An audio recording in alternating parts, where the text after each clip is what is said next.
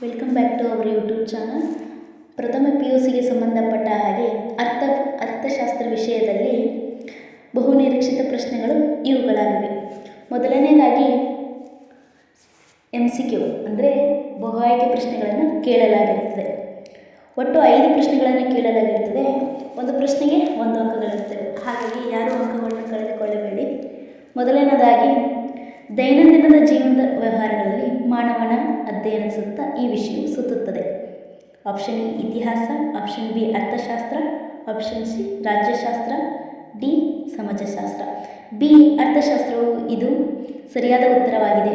ಹಾಗಾಗಿ ಈ ಉತ್ತರವು ಸರಿಯಾಗಿದೆ. ಹಾಗೆ ಎರಡನೇದಾಗಿ ಕೆಳಗಿನ ಯಾವ ದೋಷಗಳು ಹೆಚ್ಚು ಗಂಭೀರವಾದದ್ದು? ಆಪ್ಷನ್ ಎ ಮಾದರಿ ಆಯ್ಕೆ ದೋಷಗಳು, ಮಾದರಿ ಆಯ್ಕೆಯಲ್ಲದ ದೋಷಗಳು, ದತ್ತಾಂಶದ ದೋಷಗಳು, ಡಿ ಲೆಕ್ಕಾಚಾರದಲ್ಲಿನ ದೋಷಗಳು. ಇದರ ಆನ್ಸರು ಬಿ ಆಗಿದೆ. ಮಾದರಿ ಆಯ್ಕೆಯಲ್ಲದ ದೋಷಗಳು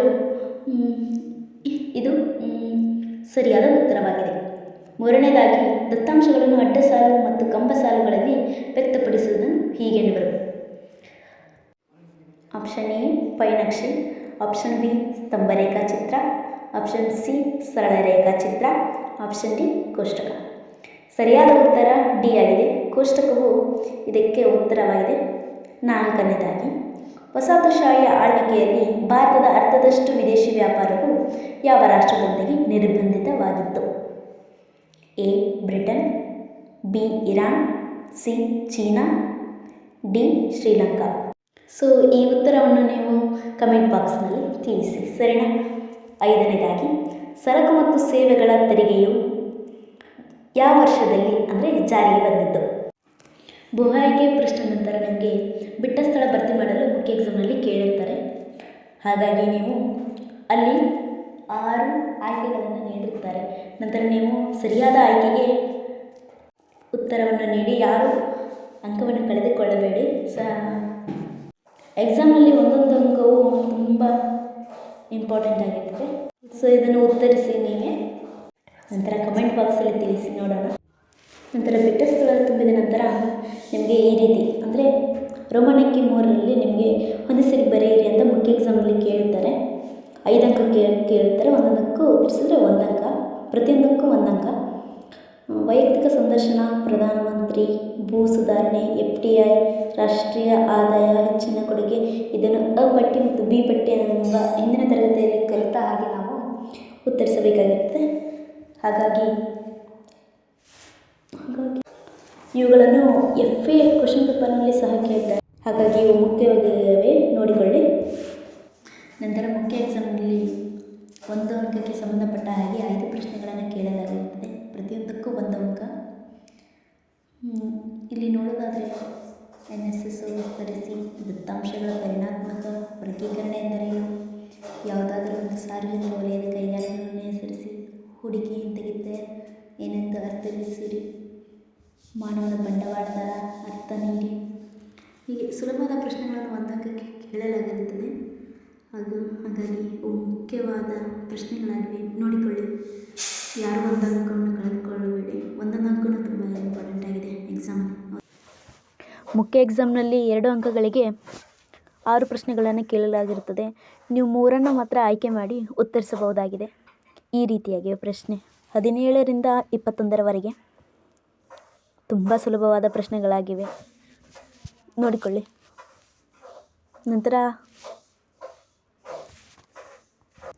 ಇವುಗಳನ್ನು FA ಎಕ್ಸಾಮಿನಲ್ಲಿ ಸಹ ಕೇಳಿರೋದಾಗಿದೆ. ಹೌದು, ಇವು ತುಂಬ ಮುಖ್ಯ ಅಂದರೆ ತುಂಬಾ ಇಂಪಾರ್ಟೆಂಟ್ ಕ್ವಶನ್ಸ್ ಆಗಿವೆ.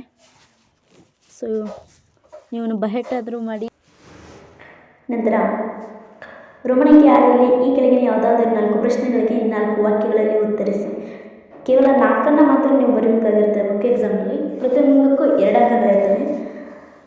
ನೋಡೋದಾದರೆ ಸ್ವಾತಂತ್ರ್ಯ ಪೂರ್ವದಲ್ಲಿನ ಭಾರತದ ರಫ್ತುಗಳನ್ನು ಪಟ್ಟಿ ಮಾಡಿ ಆಗಿರ್ಬೋದು, ಸುಂಕ ಮತ್ತು ಕೋಟಾಗಳ ಅರ್ಥ ಆಗಿರ್ಬೋದು. ಇದು ತುಂಬ ಈಸಿಯಾದಂಥ ಆನ್ಸರ್ ಆಗಿದೆ ಅಲ್ವಾ? ಸೊ ಆನ್ಸರ್ ನೀಡಿ, ಇದು ಕ್ವೆಶನ್ ಆಗಿದೆ. ಸರ್ಕಾರದ ಕೊರತೆ, ಹಣಕಾಸಿನ 2 ಮೂಲಗಳನ್ನು ತಿಳಿಸಿ. ಹೊರಗುತ್ತಿಗೆ ಸೇವೆಗಳು, ವ್ಯಕ್ತಿಗಳು ಶಿಕ್ಷಣದ ಮೇಲೆ ಮಾಡುವ ಆರೋಗ್ಯ ವೆಚ್ಚ ಆಗಿರಬಹುದು. ಇವುಗಳು ಮುಖ್ಯ ಎಕ್ಸಾಮ್ನಲ್ಲಿ 4 ಅಂಕಗಳಿಗೆ ಈ ರೀತಿ ಪ್ರಶ್ನೆಗಳನ್ನು ನೀಡಲಾಗಿರುತ್ತದೆ. ನಿಜ ಜೀವನದಲ್ಲಿ ಅಲಾವುದ್ದೀನ್ ಇದಂತೂ ಫಿಕ್ಸ್ಡ್ ಕ್ವಶನ್ ಆಗಿದೆ. ಸಂಖ್ಯಾಶಾಸ್ತ್ರವು ಅರ್ಥಶಾಸ್ತ್ರ ಅಧ್ಯಯನಕ್ಕೆ ಇದು ತುಂಬಾ ಈಸಿಯಾಗಿರುವಂಥ ಕ್ವಶನ್. FA ಎಕ್ಸಾಮಲ್ಲಿ ಸಹ ಕೇಳಿಯದಾಗಿದೆ. ಲಾಟ್ರಿ ವಿಧಾನ ಆಗಿರ್ಬೋದು. ದತ್ತಾಂಶ ಸಹಾಯದಿಂದ ಸ್ತಂಭಾರೇಖ ಚಿತ್ರಿಸಿ. ಕ್ವಶನ್ ನಂಬರ್ 31 ಮತ್ತು 28 ತುಂಬಾ ಈಸಿಯಾಗಿದೆ. ಸೊ ಉತ್ತರಿಸಿ. ನಿಮಗೆ ತುಂಬಾ ನೋಡ್ಕೊಳ್ಳಿ, ಬೈಹರ್ಟ್ ಮಾಡಿ ನೀವು ಪ್ರಾಕ್ಟೀಸ್ ಮಾಡೋದು. ಒಂದು ನೋಟ್ಸಲ್ಲಿ ಬರ್ದು ತೆಗೆಯೋದು ಒಂದು ಚಲೋ ಅನ್ಸುತ್ತೆ ನನಗೆ ಅನ್ಸೋ ಮಟ್ಟಿಗೆ. ಸೊ ಹಾಗೆ ಮಾಡಿ. ನಂತರ 4 ಅಂಕಕ್ಕೆ ತೇರಿ ಈಸ್ ವೆರಿ ಇಂಪಾರ್ಟೆಂಟ್ ಆಗಿದೆ. ತೇರಿ ಕೇಳಿರ್ತಾನೆ 4 ಅಂಕ.